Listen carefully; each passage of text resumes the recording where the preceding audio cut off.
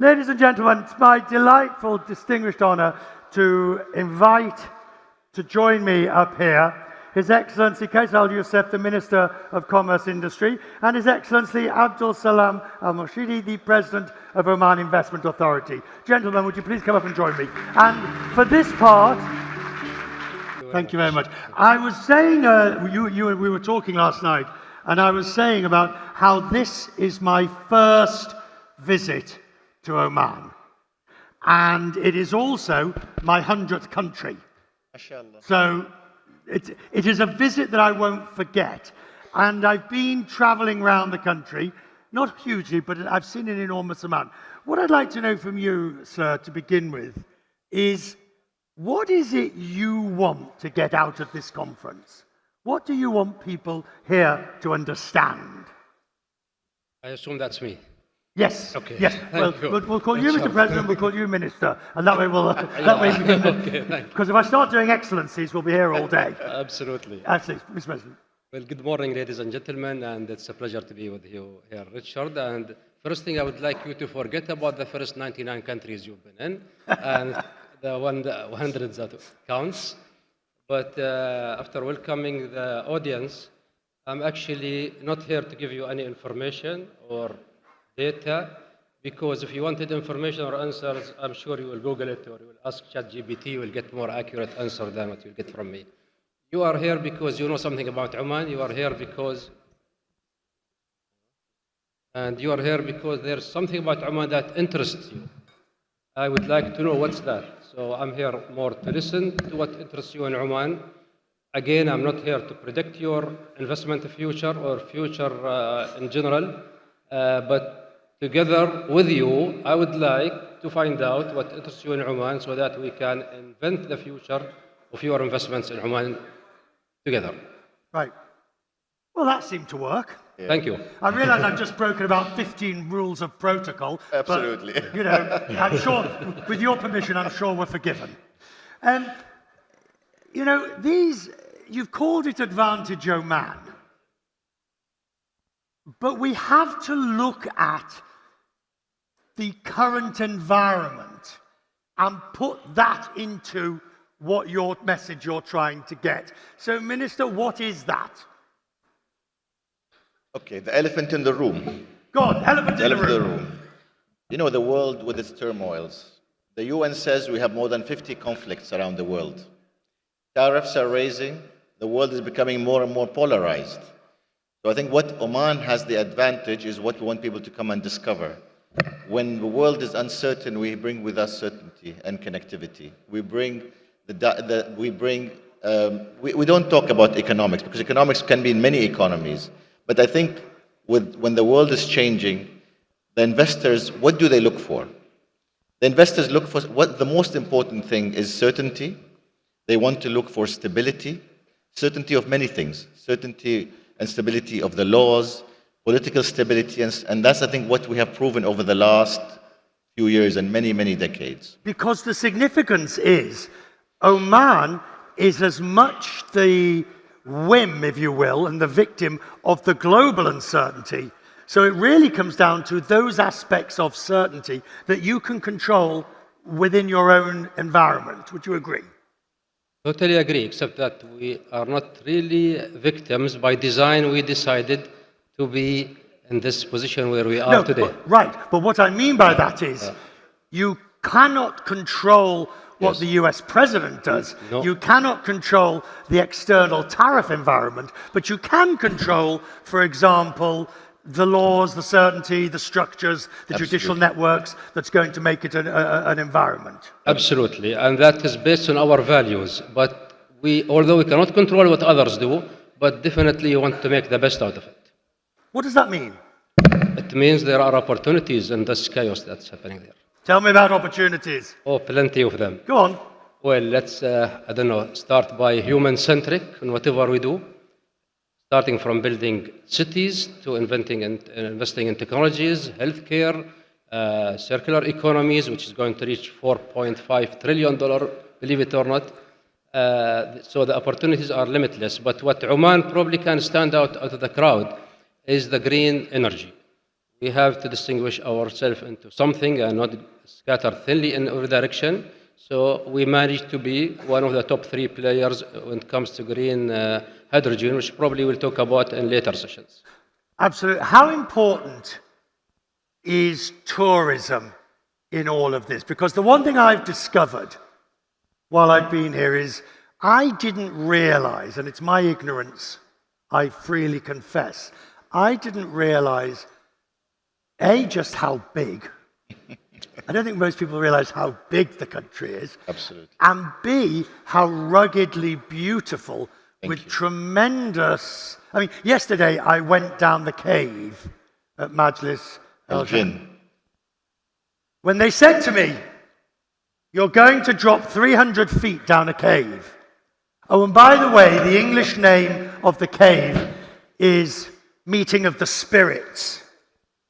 I thought, this is not going to end well. Parliaments.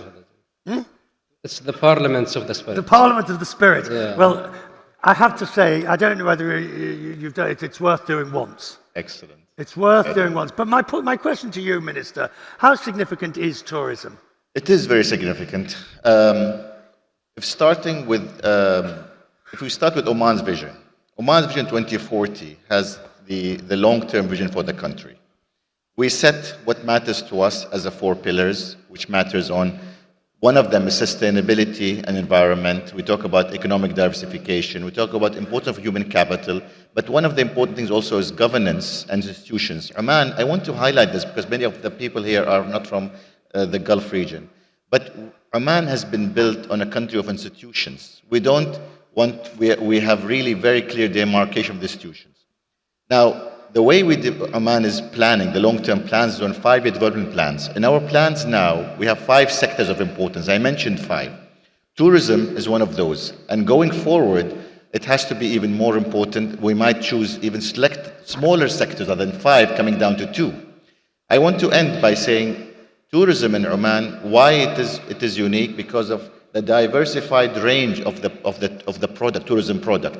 When you talk about a country that has the highest mountain peak in this area, when you talk about the only area which enjoys the monsoon when it's hot and 50 is 25 in certain areas, when you enjoy the golden sands and the golden beaches, so it is quite a diversified product. We're going to invite our other guests up to join you in just a moment. But I want to ask you, because we've discussed this at some length. What is the question that you want people here to ask you? The nastiest, hardest, most tricky question that you want to be asked by investors? Well, I always say, if you can think about it, if you can imagine it, we can design it and execute it together. So if there is a challenge of something that you were able to put on the table as a concept, we were not able to design it and execute it together, I would like you today to use this platform and challenge us as Omanis on it. And you're here all day. Well, you're here to answer any questions that people... Definitely. We're open for business 24/7. Came to me? Yes. I think the most question which I have been repeatedly asked is, if you were to ask to pick as Oman a side, which side will you pick? And I think that's what we want to say, that we have over the years proven that we are a country of sovereignty and independence. We don't take sides. We want to build bridges with everybody. And that sometimes countries say, but how can you be friends of all? But that's what we tell them, that at least Oman is consistent in its approach. Let me challenge you. If you're friends with all, how do you balance when it comes to having to make choices? So we maintain our values. The value is we are transparent, we are friendly, we maintain the dialogue. And if it wasn't for that, we wouldn't be having some private dialogues and trying to broker certain peace deals. And that, I think, helped the world in the last few years, many decades. In being friends with many, we become useful in many of these situations. We are now going to invite our other guests, unless you wish to add anything, sir? No? Welcome to the future, welcome to Oman. Right. So, you, sir, I'm going to ask you To move. to move to this chair. I'm going to ask you, sir, to move to that chair. You're playing with a musical chair. Absolutely, you're taking that chair, sir. I'm now going to ask and invite Mohammed Al-Alabar, the founder of Email, to join me. Sir, when you're ready, you're going to take this one. Michelle Caravay, the Managing Director, Industry Research, Fitch. Michelle, where are you? So you're taking this chair. Ma'am, you're taking this chair. And Dr. Abdullah Babu, the member of the Board of Directors, is with us. Sir, you're taking this chair. Ma'am, you're sitting here. So let me introduce you to the rest of the panel in case you haven't met. Good to see you. You're good to see you. Perfect. Right. Ooh. The microphones are relatively sensitive, but I'd urge you to get quite close to them. But they will pick up your voice if you just lean in. Let's begin with our new panelists. Starting with you, Mohammed Al-Alabar. Mohammed. I'm sorry? Mohammed's easy and boring. I will, but boring is never, sir. You're never. They say John and Mohammed, the two most boring names in the world. Right. Can we have somebody just come and sort the microphones gently for them? I'll start with you. The global environment. His Excellency talked about the elephant in the living room, and that is the change in environment from the United States. In essence, we have just been told that the world is flat. Everything that we have lived our lives by, business-wise, for the last X number of years seems to be different. Is that fair? Well, Richard, I really believe that if you go back to 1997, Asia crisis, right? I think the world just getting ready, and it's proven that it will be just a turbulent time. I think the world is going through turbulence all the time. Geopolitical, government suffering with debts. Governments are not able to, not able to govern anymore, right? And of course, technology is disturbing everybody. And the public don't trust governments that I don't know if governments can manage anymore. For me, if you tell me, I'll tell you the biggest risk of instability in the world is that most governments are not able to govern properly. What do you mean by that? Because that's a very provocative statement. Yeah. Well, democracy is failing everywhere, right? That's really unfortunate. So you almost well, so you don't subscribe to the Winston Churchill view that democracy is the worst form of government, except everything else. It's above my pay grade, but I really think that maybe it's time that new system of democracy should come in place. Maybe we should go back to the Roman times. Roman times, there is a voting, but not everybody votes. I don't know. I think some of the, governments are so rich with debt. How are we going to solve this thing? Most of conflict in the world nowadays because governments don't know how to deal with their debts.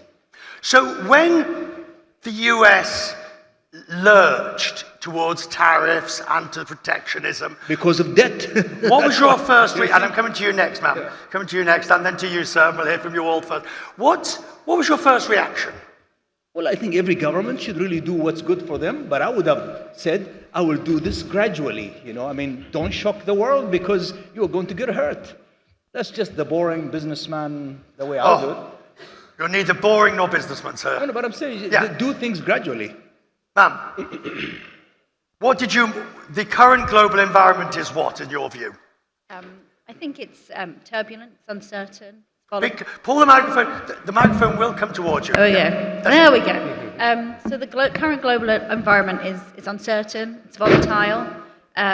It requires companies to be agile, flexible, diverse, many of the things that Oman is, actually. And it's difficult to navigate. But I don't think that whilst the most recent events have created a heightened spike in volatility, this is not unusual. We've had a lot of volatility in the last 5-10 years. So I think these are accelerating existing trends, but I don't think that we're seeing a major U-turn in where we were going otherwise. Really?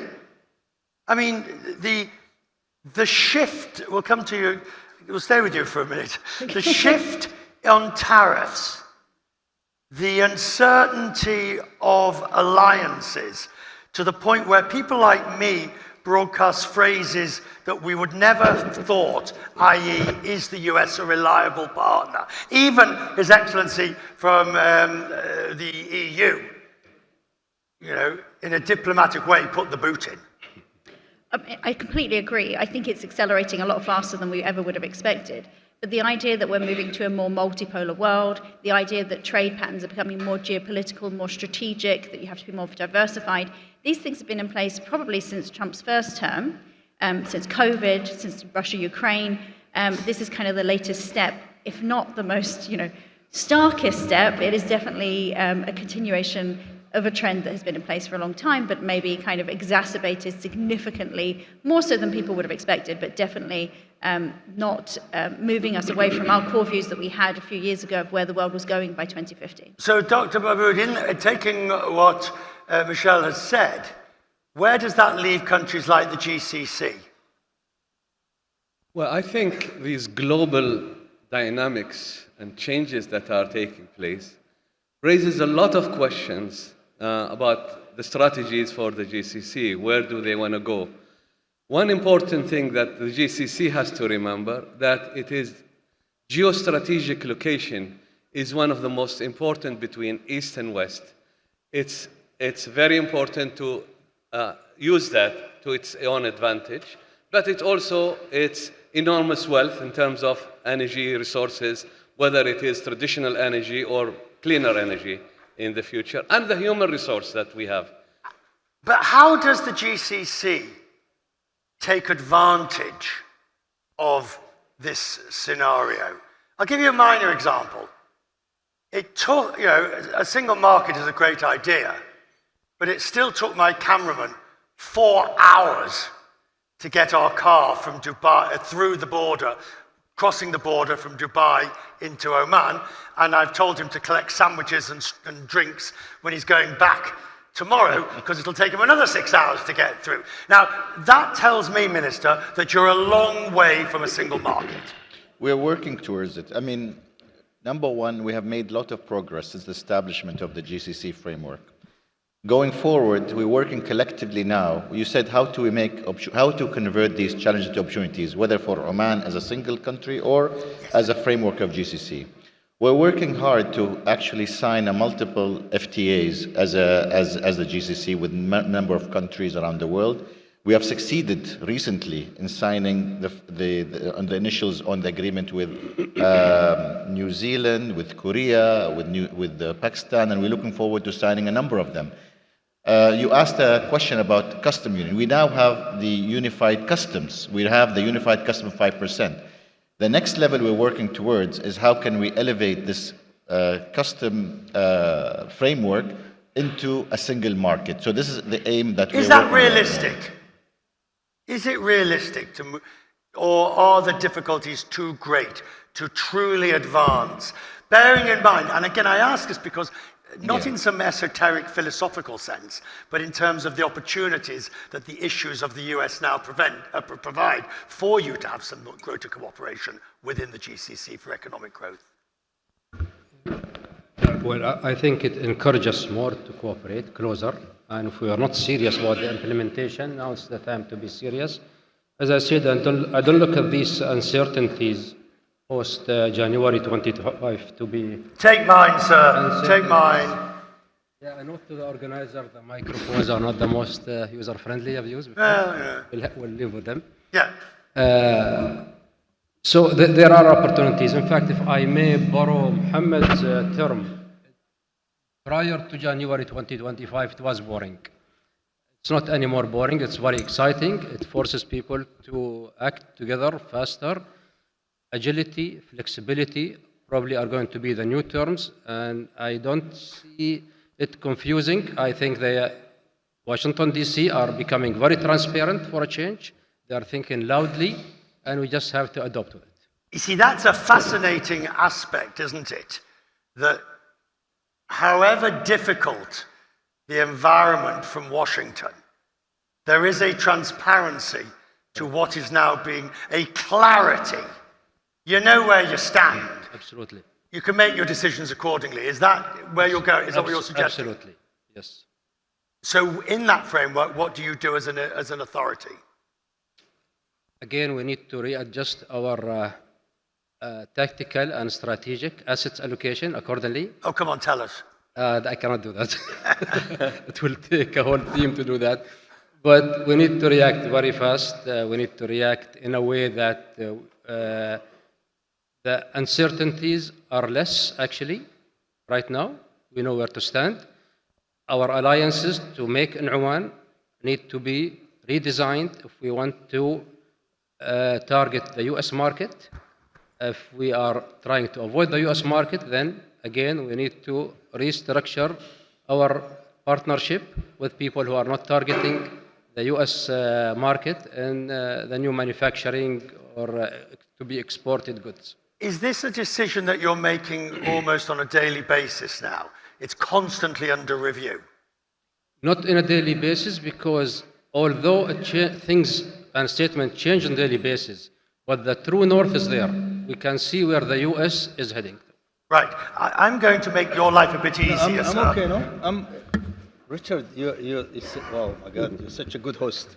Yeah. You know, Richard, okay, now if we agreed on the strategy and we know what's written on the wall from the US, so what are we going to do after 4 years? We have to look at a new wall, a new writing on the wall, so that most people say that now we can trust China. They are stable, they have a long-term strategy, while the Washington just flip-flop, keep going this way and that way. And Do you subscribe to that view? Of course. That's number one. Number two, you know what's the strange thing, and maybe I'm mistaken, but if you look at the value of Microsoft, it's $2.4 trillion. If you look at the value of General Motors, it's boring $40 billion. So I don't understand, what's Trump doing? Nobody's going to do any more manufacturing. Manufacturing nowadays, it's called Microsoft, it's called Google. And if the world to hit Microsoft and Google and all these guys with their own tariffs and taxes, then your economy is dead. So I don't understand, unless I'm misunderstanding something. Why are they doing this thing?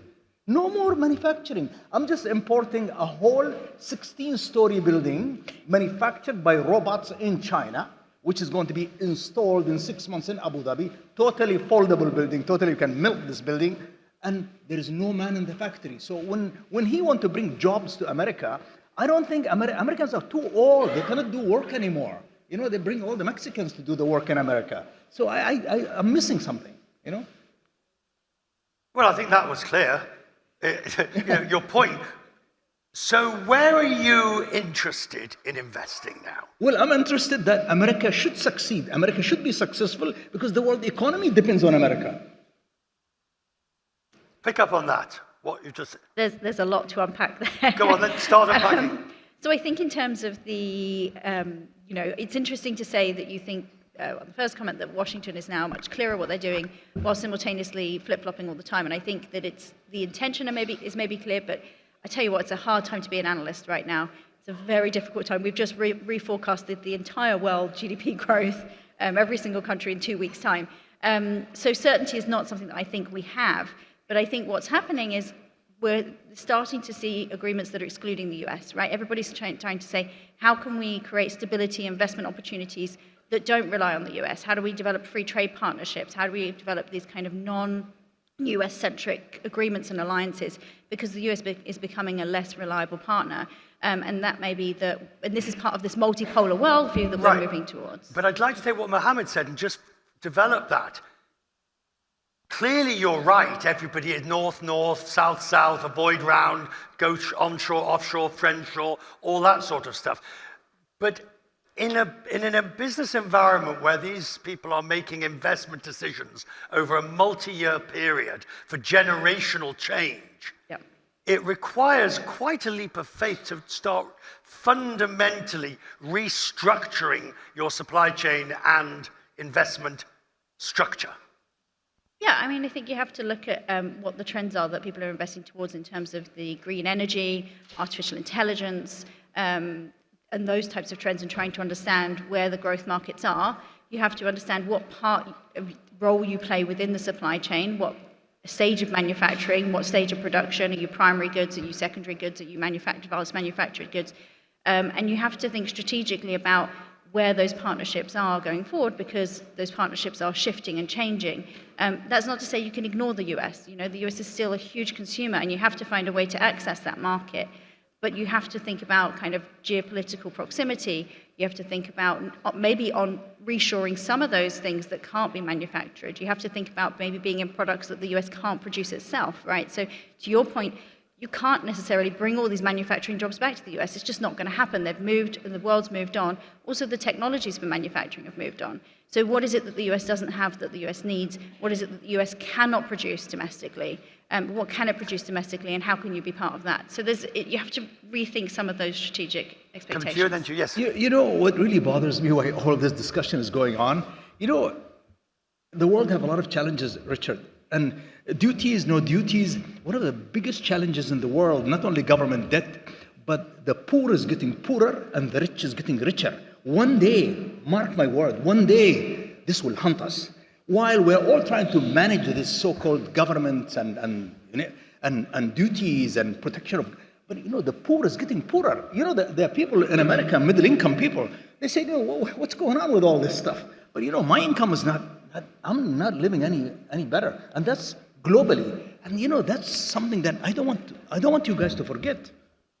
Managing that, sir, doctor, is going to be very tricky, because that wealth income, that wealth gap is getting larger, and the information gap is getting bigger, and AI is only going, the IMF report, as you'll be familiar with, made it clear, is only going to make it worse, because the structures just aren't in place. Would you agree? I agree that the world is witnessing tectonic shifts. The global level, you have the East, the economic activities is moving eastward, and the center of activities are moving more towards Asia. That affects the GCC and the region. At the same level, we are seeing that there are huge changes in politics, etc. But to answer directly your question, I think the gap is also getting bigger between the rich and poor, and between people in the north and the south. That is going to lead to further fragmentation and conflict. Assuming you're right, and you're also saying you are all correctly stating the position, what do you do about it?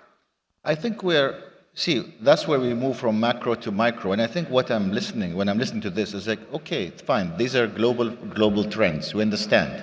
But I think for us to zoom in, when you look at these challenges, how can you turn them into opportunities? And that's what I'm starting to think. Every country is different. GCC is a great place to invest, and we all have different advantages.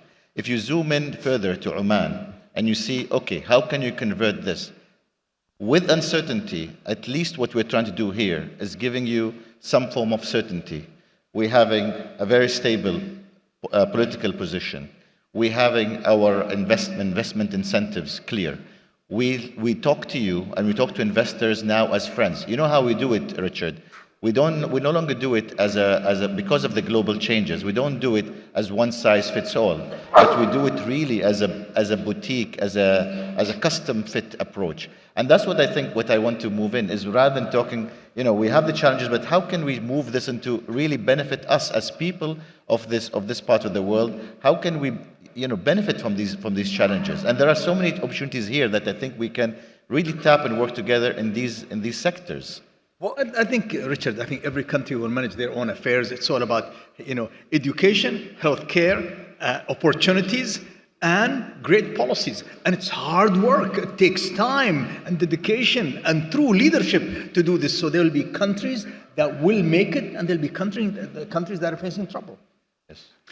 Governments will be tested, you know, governments will be tested over the coming years in terms of how do they deal with these challenges. AI is both a benefit in terms of improving capability to improve productivity, but it's going to create some societal backlash as well. And how do governments retrain? How do governments, as you say, focus on education? create the skills that are needed for the future economy. That's a key part to bring people along so that people aren't left behind by this transition.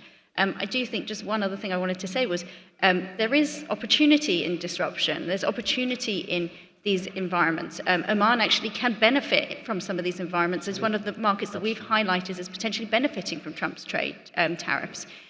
So there are opportunities, and you have to be well positioned, agile, invested in the right areas, be able to see what you think are the trends coming and try to position yourself to benefit from those. Now, this is quite a rare moment in any panel, which and believe me, I've done more panels than most. But actually what's happened is you've all managed to come to a central point of, from different positions, but of agreement that, pardon my phrase, we're in the shit. And having been there, there are now opportunities when taken in the right direction. And that's what I want to spend the next 10 minutes as we finish looking at. Because that's the bit, we can restate the issues a million times, but you've managed to all get to a position where you sort of all say, we can't control that. We see that this is going downhill very rapidly. The opportunities are tremendous in the right environment. Now we need to act to take advantage, which brings me to you, sir.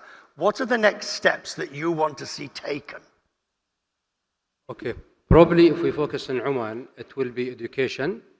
65% of children going to school today will end up working in jobs that do not exist yet. It's being ahead of the game. If we want to bet on technology, if we want to be part of this agility maneuvering of what's happening, Oman is well known not to be a swinger, so it's not simply we'll swing from the west to the east. We trust both. We need to make advantage of what's happening. If there is one thing in common between everything that's happening today, betting on technology, so we need to invest in the right education for our children. What is that right education? Because one thing we've discovered in other parts of the world is that there needs to be a resurgence of vocational education. Yes. Just having more lawyers and doctors and accountants is great, but actually we now need to invest in a when I say more traditional skill set, I don't mean metal bashing, but vocational coding, the trades that are going to be useful in the future. The right education is preparing them for lifelong learning. So there is no school age. They have to be self-educating themselves. We just need to teach them the tools how to do that. Lifelong learning, would you agree? What do you think is the next stage to take advantage? It's lifelong, and it's, there's an evolution, because maybe we need more software engineers the coming few years, but then vocational training will be there. So therefore, I think it's just an evolution. You have to have a paranoid government that's responsible, that's awake day and night. It's not an easy thing to really run a company, leave alone running a whole country, and you do it well while you provide good education, good healthcare, transparency, accountability. It's not easy. And that's why not many people can handle to be a prime minister. But anyway, in the democratic world, it's fine because it's only 4 years. And then after the first year, they're very busy getting ready for the next election. Who cares about governments anymore and country? Because that's the trouble in democracy, and I'm not criticizing it, but 1 year, and after a year, let's get ready for election. Or let's take that decision because it's good for election, because I need to be back on the chair. So, it's above my pay grade, but I don't know what's the right solution, Richard. So who will fix education? You don't have to have a who will solution. fix all that when you are there for 4 years and half of your time just worried about re-election? But you don't have to have a solution, but you have got an idea of how you take discipline, advantage. paranoid, 10 years, 15 years to get results, and you will get it. Discipline and paranoia. Yeah, paranoid about your people, paranoid about their education, what's going on in the world, good relation with neighbors and all that. Are you paranoid? I'm not paranoid because I think change is inevitable. change is Yeah, but only constant. how do you take advantage of it? If we've been changing, change is a truism. How do you take advantage of it? Governments have been very responsive, but what we need to do is be much more transparent and much more efficient in terms of government and the way that they lead the economy and the leadership generally. And also empower the young people, the youth, and through education, through vocational training, through specialized programs that can empower those people, but also take advantage of this geostrategic location between East and West. We are closer to Africa, where the largest growth in population and the economy that is going to develop there. We should take advantage of all of Okay, this. so let me ask you, sir, as an academic and as a senior academic and somebody who doesn't have to be re-elected, why hasn't the GCC or these countries taken full advantage? Go on, criticize. I have done so many times in my own writing, and I have my own opinion about why the GCC has not been able to move from its current situation into learning from the European Union into more integrated economy. I think there is still sovereignty reluctance. There's sovereign reluctance between the Gulf states. They are still sovereign, trying to protect their own sovereignty, and to move to a different level of integration, you need to think in a different way. We haven't reached that level yet in our thinking. What was the question, Richard? What was the question? I didn't understand the question. Why has the GCC not reached this opportunity that the gentleman was talking about? Well, thanks to America, I think they are in a hurry to create a real partnership now, because the world is becoming very true that you have to be together. But let me ask you, let me tell you one thing about something that traditionally we do here. You know, when I run my company, which is a public company, it's not because I want to make, of course I have to make profit, I have to distribute dividend. But you know, one thing here is about our businessmen and including our rulers. We're very embarrassed that we cannot do a good job for my shareholders and for our people. And this is really such a great thing. All of our leaders, it's a shame that they don't take care of their people. It's a shame they don't provide good infrastructure. It's a shame that you take care of your nation. And you know, I'm gonna say, but it's such a beautiful thing, and we're so lucky to have it. Right, but seriously. but you have it because, I mean, we're coming in a circle in a sense. You have it because you don't have to worry about the next 4 years. You don't have to worry about, you know, buying the vote of the next election. Which is a good thing, I Yes, suspect. no, but I'm saying, really, I'm not against democracy. I'm just saying that this system have to change. It can't be that, you know, pay $16 billion and you'll be elected. Oh, really? Are you serious? Sure. No, you answer me, Richard, I'm asking you. You pay $16 billion and you'll be elected. What is that? What is that? Well, I suppose it's called democracy, US style. Okay, we agree. We agree now. And EU, probably something similar. Okay. Well, the EU is slightly, yeah. Okay. Final thoughts. No, I'm smiling because you said, are we paranoid? And I think paranoia could be a good incentive. And I think that's what we use in Oman. The paranoia makes us really work hard. The things we have done, I don't want to sound like a salesman, Richard, I'm sorry, but really the things we have done under His Majesty Haytham's leadership, we have really had to do things differently because we are paranoid. What others are doing. Correct. How can we be different? Correct. How can we make things better? That's one. Two, in terms of Mr. Mohammed's beautiful point about 4 years versus long-term planning, that's why we have long-term visions. We have now the long-term vision and with a set 5-year strategic plan that gives us true north with the ability to maneuver every 5 years in a strategic way. In terms of opportunities, I really feel we are integrated much better now with the GCC. We see ourselves together, but I think each country will have its comparative and competitive advantages. We have seen in the last 4 years, 5 years, a lot of investors are becoming suddenly, their eyes are opening on the Gulf and now into Oman. When the numbers talk, hydrogen, AI, when 3C cables passed here, when we have enough gypsum for the next 100 years, when we have these positions, the people who are, many countries are aging, when the population is Careful, young. I'm going to start charging you a commercial fee. Yes, sorry. But I'm talking from the heart to say Yeah. that it is really worth them exploring because we have something, we have watched the space, we have something to say. Last thoughts from you, sir.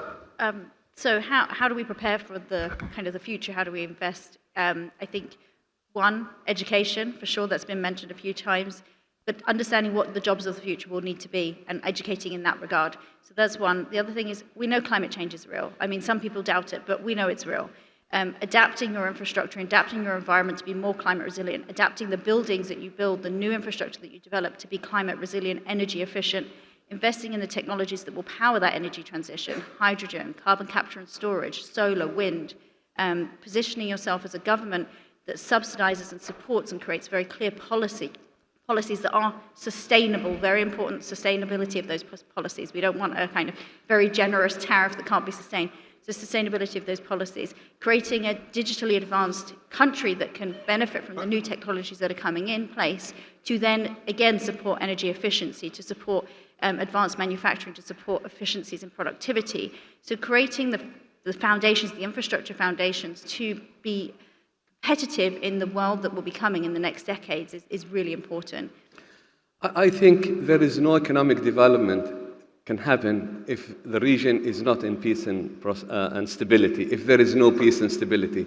Now, it's been mentioned earlier, and I will echo that the region around us is going through turmoil, and you see that the Gulf states are now involved in mediation and trying to make peace around us in the region, because the whole region needs to be at peace for the economic development to be across the board. You see that Oman and other Gulf states, and particularly Oman, we are witnessing what is happening now between the negotiations with the United States and Iran, which is trying to avoid further conflicts in the region, because conflicts are costly and can derail the progress towards economic development and prosperity. As I listened, your final thought from yourself, I'm actually more optimistic than I was when I started hearing you all, because there is this phenomenal opportunity available. Correct. I'm actually not at all with being paranoid. Being paranoid makes us, we could make mistakes. We are being paranoid. With staying calm. After all, the universe has survived the cosmic attacks before. It can survive another 4 years of transparent uncertainties. If we make the best out of it, we will remain a safe haven as we've always been. Is that the key, being a safe haven? Sir, you get the final word. Yeah, I have a famous... Leave us with an uplifted note. I have a famous document, 26 pages to all my stuff. It's called Positive Paranoia. So I agree it should be positive paranoia. I really think that the world will continue to be volatile, so we have to do our business while we're keeping, alert, positively paranoid about everything that's going on. That's number one. And I really think it would say that while this will continue to be, we'll have to work much harder. We have to have the best people working with us. While the thing that's really close to my heart, Richard, is that I really worry about the world that the poor is getting poorer. It really disturbs me. Really disturbs me. If I ask either any of you, who is coming, assuming they ever let me go down that cave again? The devil's cave. Sorry? The jinn, Majlis Yes, al-Jinn. jinn, yes. Believe me. Be prepared. Who's coming with me? If they ever let us go down there again, are you coming with me? Who's going to drop 300 feet with me down into the cave, and we can have the next panel discussion down there? No? I will climb with you the highest. Sorry? I will climb with you the highest peak in Oman, so we can have our next discussion there. You're going to down with you. You're going to climb. So you're not coming. You're climbing the highest peak. No. I'll dive with you, the best diving place. You're diving. You're climbing. We're having a cup of tea. What are you doing? I'm going to sit by the beach. It's lovely. You're at the beach. I'll join you. I'll come with you. And you'll come with me. Of course. Typical academic. You'll come with me. Thank you very much, ladies and gentlemen. On panel.